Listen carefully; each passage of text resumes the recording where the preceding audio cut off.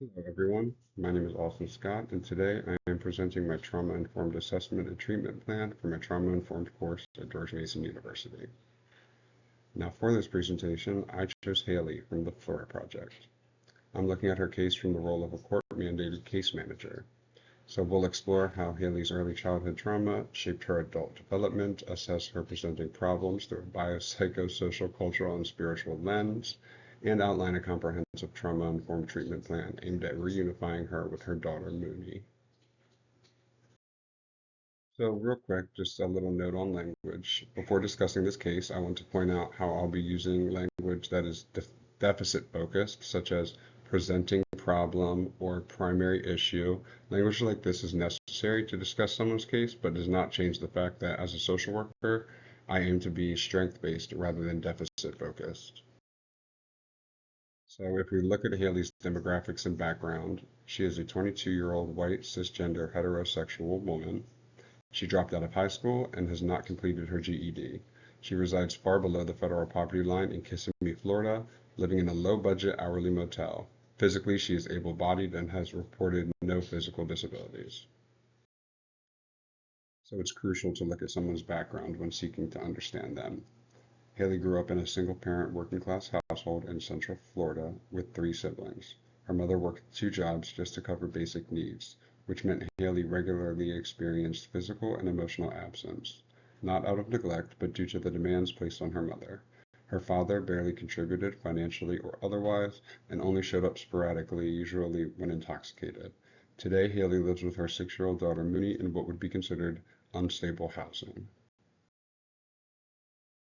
Mooney's removal is the real presenting crisis. She was taken by Child Protective Services after it was determined that Haley's living situation and parenting were unfit. The factors leading to that decision included unstable income, neglect and endangerment, cannabis use, and sex work happening in the home. Underneath that, Haley's emotional issues as an adult trace back to the toxic stress she experienced as a child. That kind of prolonged, unaddressed adversity is what we call an adverse childhood experience, or an ACE. Trauma in childhood can shape someone's functioning well into adulthood. It's important to note here that Mooney's removal wasn't just a logistical crisis for Haley. It triggered her and brought flashbacks of her own mother being evaluated in a similar way. The emotional flood that followed activated her limbic system, pushing her into a fight or flight response. In her day-to-day life, we see the effects of complex trauma, nervous system dysregulation, and the effects of poverty.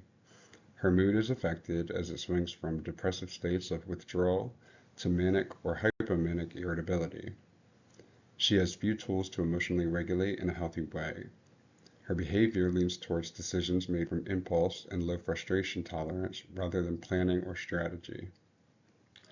Insofar as her relationships are concerned, Mooney was really her anchor and her only relationship where vulnerability was present. Her relationship with her landlord is volatile, even when he is very lenient with her late rent. She struggles to hold a stable job, largely because she lacks the motivation and executive function to do all the tedious and exhaustive steps required to getting a job. We know from Van der Kolk's landmark book called The Body Keeps the Score that chronic stress has a real impact on the brain, such as a hyperactive amygdala, the part of the brain that's responsible for a fight or flight response. Now, remaining in that state for too long is one way the trauma occurs. And in Haley's case, on top of that, her marijuana use has its own negative effect on her ability to emotionally regulate, which likely compounds the dysregulation rather than doing anything to help resolve it. Psychologically, Haley maintains an external locus of control, meaning she tends to view life as happening to her rather than someone with agency over their own life.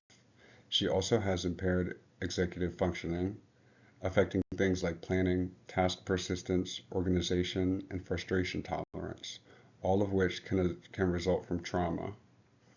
There's also a real fear of abandonment underneath all of this, likely owing to the parental absence she experienced.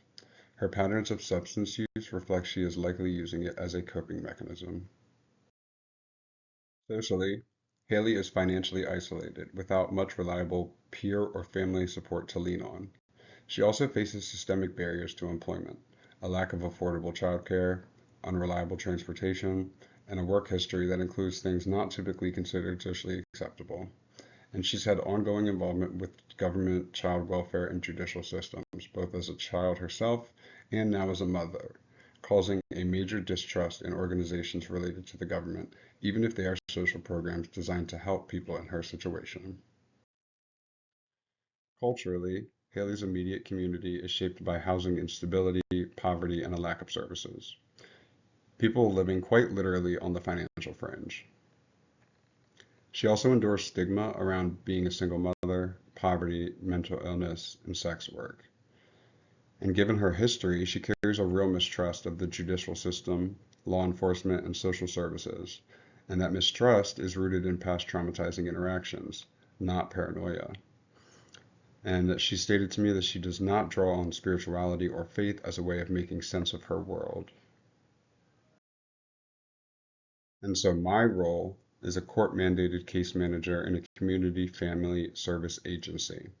Clients like Haley are assigned to me so I can assess her situation, build a plan with them, and support her in completing court-ordered requirements. These relationships typically last around 8 to 10 months, depending on the court schedule. My primary objective with Haley is to collaborate with her using a trauma-informed lens so she can meet the court's requirements and work toward safely reunifying with Mooney. I would meet with Haley in a neutral, comfortable space, ideally my office, which is a place that I have curated intentionally to feel safe. This matters because a lack of perceived safety is part of what caused trauma in the first place. So recreating that safety is crucial if any healing is to happen. I would explain my role, my mandated reporting obligations, what feedback I'm legally required to give to the judge, and any other limits on confidentiality. I would make sure that Haley fully understands what all of this entails, so as to have no surprises later on. For peer support, I would connect Haley with peer groups focused on substance use recovery and on the unique challenges of single parent motherhood. If possible, I would look for a mentor with lived experience in both child welfare reunification and recovery. Haley already feels helpless in her own life, and a judge demanding things of her only deepens it. So it's critical that she understand that I see her as the expert of her own life. We're a team creating a plan together. I'm not telling her what to do. That's an intentional effort to soften the power imbalance that is already baked into our relationship. Two more pieces here. First is empowerment. Given her cumulative trauma, Haley has developed what's called learned helplessness, a belief that life mostly happens to her rather than something she has power over. And now, with Mooney's removal, that belief has been reinforced in the most painful way possible because in that specific moment, she genuinely was helpless. So part of my job is helping her rebuild a sense of agency, not by telling her, but by showing her as I identify throughout our relationship where she does have power. And the second thing, I have to hold cultural, historical, and gender considerations throughout. A lot of Haley's choices are shaped by class-based oppression and by survival strategies tied to gender. Recognizing that, rather than judging her decisions, is how I aim to reduce the stigma she'd otherwise anticipate from me, and how I would build a kind of safe space where this work can actually happen, and Haley can be successful. So some questions I would ask Haley in the first or second meeting with her are, what feelings have arisen since Mooney left, and what are you doing to push through them in response? I'd ask this because this gives Haley room to name intense emotions, and the second half of the question is strength-based, as it points to the fact that she is pushing through even now. Another question I'd ask is, of all the requirements placed on you, which one feels most doable, and which one do we need to brainstorm together? This helps her to prioritize an overwhelming list and break it into manageable steps. I'd like you to notice I'm intentional about the use of the word we, as it frames this as a mutual effort, not a one-sided demand. Third, I would ask, when your emotions feel overwhelming, you would normally smoke. Can you tell me what that does for you and what else might get you a similar result without substances? I think this invites Haley to be introspective about why she uses and starts the brainstorming process of figuring out an alternative. Lastly, I would ask, what does a successful future for you and Mooney look like, and how can we get you there? This reminds her that hope is still possible, and again reinforces that she has agency in shaping that future. I would also hope that this points out how she is not as alone as she may think she is. Now, what makes these strategies trauma informed? Well, let's start at the micro level with direct individual interventions. For Haley, I would recommend dialectical behavior therapy, or DBT, because its distress tolerance skills specifically help people regulate emotionally and accept reality as it is, even when things feel totally out of their control.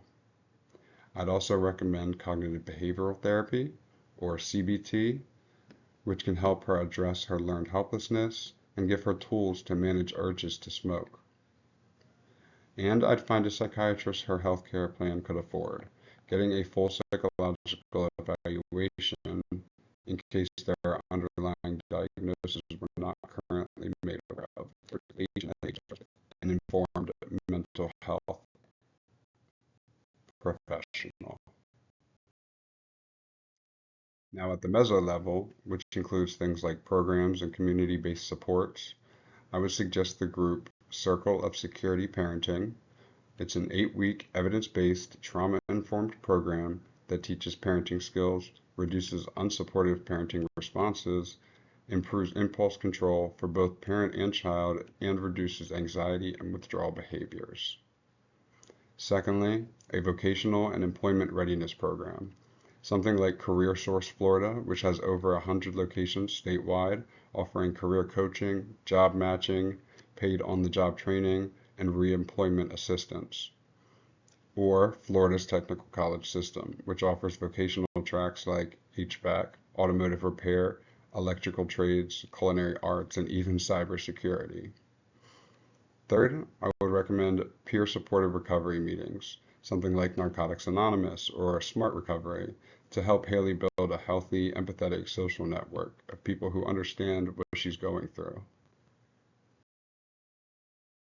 At the macro level, systemic and policy level supports, I'd advocate for supportive housing vouchers through programs like Section 8 or rapid rehousing to address the instability at the root of this cause.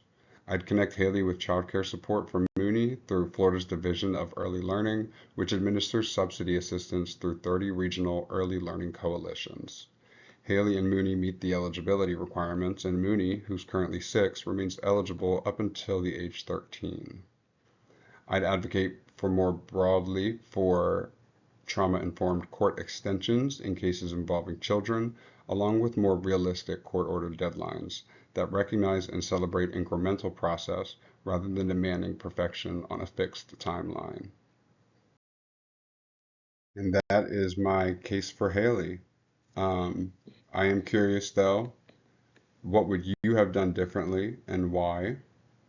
And also, what do you think are some of my blind spots or biases that I may not be even realizing? And what impact could it have on the client if I don't address them?